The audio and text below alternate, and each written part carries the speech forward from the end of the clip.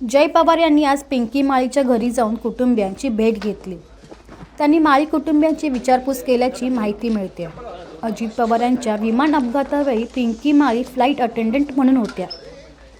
पिंकीच्या आईची तब्येत ठीक नसल्यानं त्यांना ज्युपिटर हॉस्पिटलमध्ये दाखल करण्याची व्यवस्था करण्यात आली आहे.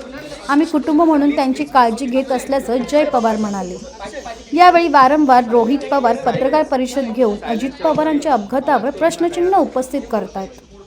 पत्रकारांच्या या प्रश्नावर जय पवार यांनी काय प्रतिक्रिया दिली आहे पाहूया.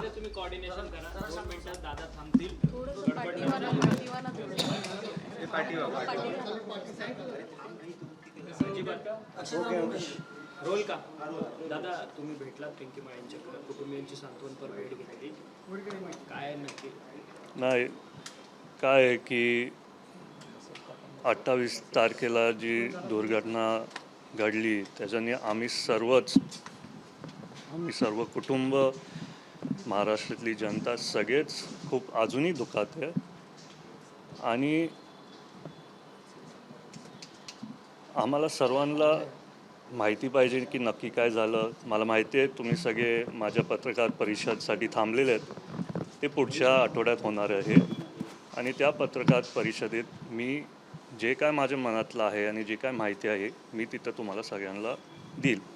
परंतु दादा तुम्हालाही वाटतं का अजित पवार यांचा मृत्यू जो आहे तो केवळ अपघात नाही तर घातपात आहे? मी तुम्हाला सांगितलं ना, पुढच्या आठवड्यात मी पत्रकार परिषद घेईल तेव्हा तुम्हाला सगळी माहिती मिळेल. कुटुंबाचं नेमकं काय म्हणणं आहे? तुम्ही काही गोष्टी जाणून घेतल्या का? कुटुंबाची परिस्थिती काय? आईची तब्येत बरी नाही आहे त्यांच्या पिंकी मालींच्या आईंशी आम्ही आता बोललो. एक मुलगी नाहीतर मुलाचं आणि आईवडिलांचं नातं एवढं जवळचं असतं की मला पण माहिती, मी पण एक मुलगा आहे. हे दुःख काय एवढं सहजासहज मनातनं जाणार नाही आहे. आणि आता आम्हीच सगळे एक कुटुंब म्हणून एकमेकांची काळजी घेणार. त्याच्यामुळे मी त्यांच्याशी बोललो. ते आज इथं घरी आलेत पण त्यांची तब्येत अजून व्यवस्थित नाही आहे. त्याच्यामुळे उद्या मी एका डॉक्टरांशी बोललो आहे. त्यांना उद्या ज्युपिटरमध्ये शिफ्ट करतील आणि तिथं तशी त्यांची तपास होईल आणि त्यांची काळजी घेत जाईल. रोहित पवार सातत्यानं वेगवेगळ्या नेत्यांच्या भेटीगाठी घेताना पाहायला मिळतात. अजित पवारांच्या अपघाताच्या संदर्भात चर्चा घडवून येण्याच्या संदर्भात या सगळ्या भेटीगाठी होतात. विधानभवनाचं कामकाज सुरू आहे, तिसरा आठवडा आलेला आहे, तरी अजित पवार यांच्या मृत्यूच्या संदर्भात चर्चा जी आहे पुढे ढकलली जाते सातत्याने. हे बघा, त्याच्याबद्दल मी तर काय बोलू नाही शकत. सगळ्यांचा अधिकार असतो. रोहित दादा जे त्यांच्या मनात आहे, त्यांची जशी माहिती काढतात ते काढतात. आणि सगळेच महाराष्ट्रातले कार्यकर्ते असतील, दादांचे प्रेमी लोक असतील, सगळ्यांनाच माहिती पाहिजे की काय झालं आहे. त्यातल्या त्यात मला माहिती आहे, जर दादा असले असते तर त्यांनी सगळ्याच तपास यंत्रणांवरती विश्वास ठेवला असता, जसं की आधीच्या काळात त्यांनी ठेवला आहे. आणि आता पुढे जेव्हा नवीन अहवाल येईल त्याच्यातनं आपल्याला जी माहिती मिळेल त्याच्यातनं बघू काय आपल्याला माहिती मिळते. पण व्ही.के. सिंगने जबाबात सांगितलंय की खरं तर सुमित कपूर जो पायलट आहे त्याचा सगळ्या खरं तर ही चुकी आहे म्हणून त्यांनी चुकी असल्याचं सांगितलंय सगळ्या जबाबात. मला वाटतं की ढकलणं ही गोष्ट जोपर्यंत तपास यंत्रणा आपल्याला सगळी कायदेशीर माहिती देत नाही तोपर्यंत ह्याच्याबद्दल मी काहीच बोलू नाही शकत.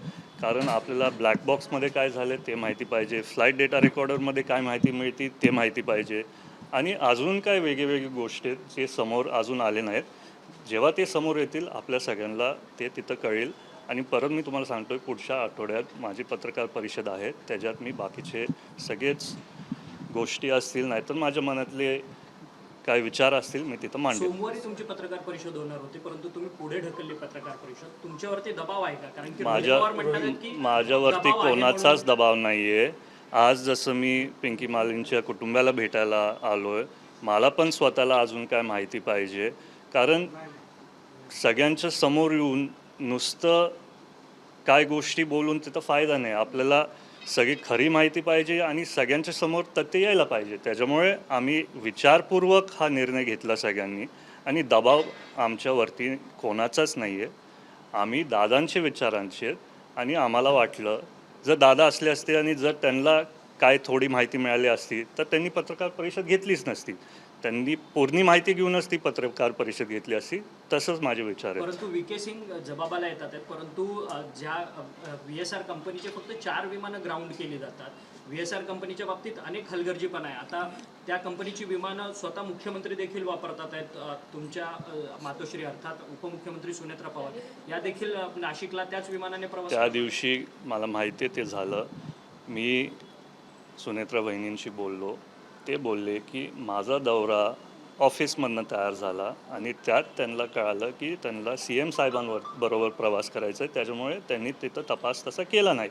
हे माझ्या जेव्हा कानावरती आलं, मी स्वतःच आपल्या बहिणींच्या ऑफिसमधल्या सगळ्याच अधिकाऱ्यांशी बोललो की ह्याच्यापुढे जरी पुढचे काय विमानांचे प्रवास असतील ते VSRच्या कंपनी कधीच होऊ शक्य नाही आणि ते होणार नाही. परंतु एवढी दिरंगाई का केली जाते? तपास CBI कडे द्यावा म्हणून स्लो तुम्ही चाललाय का असं वाटतंय आपल्याला की तपास स्लो चालला आहे? कारण CID कडे तपास आहे, तुम्ही CBIची मागणी केली आहे, त्याचाही अजून पाठपुरावा होत नाहीये. तर बरं, तुम्ही मला आज जे प्रश्न विचारतायत तेच पत्रकार परिषदमध्ये पण विचारतील. त्याच्यामुळे मी तुम्हाला सांगतोय पुढच्या आठवड्यापर्यंत थोडं थांबा. बाकीची सगळी माहिती मी तेव्हा देईन. संपूर्ण 45 आमदारांचं तुमच्याकडे संख्याबळ आहे. तुमचे सातत्यानं आमदार मुख्यमंत्र्यांना भेटतायत CBIची तपासणी व्हावी, परंतु CBIची तपासणी का होऊ देत नाही? एकीकडे CIDचा तपास रखडलेला आहे. CID म्हणते की आम्ही AIBच्या रिपोर्ट्सवरतून पुढची तपासणी करू. AIBचा जो काही रिपोर्ट्स आला त्याच्यामध्ये देखील बारामतीला जिल्हा घोषित केला. आम्हाला पण वाटतं CBI इन्क्वायरी व्हायला पाहिजे. मी बोलतोय तुम्हाला, मी परत विनंती करतोय पुढच्या आठवड्यापर्यंत थांबवा. मी बाकीचं सगळं माहिती तुम्हाला तेव्हा देईन. कुटुंबाला धमकीचा फोन VSR कडून येताना बघायला मिळतोय. तुम्हाला त्या संदर्भात कुटुंबाने काही सांगितलं? नाही, तसं आम्ही आता काहीच चर्चा केली नाही. ह्याच्याबद्दल जर आम्हाला बोलायचं असेल आम्ही निश्चितपणे त्यांच्याशी चर्चा करू आणि जे काय आहे तुमच्या समोर तेव्हा येईल. तुमची पत्रकार नाही, परिषद कुठे धन्यवाद. होणार? मुंबई की पुण्यात? मुंबईत होणार आहे.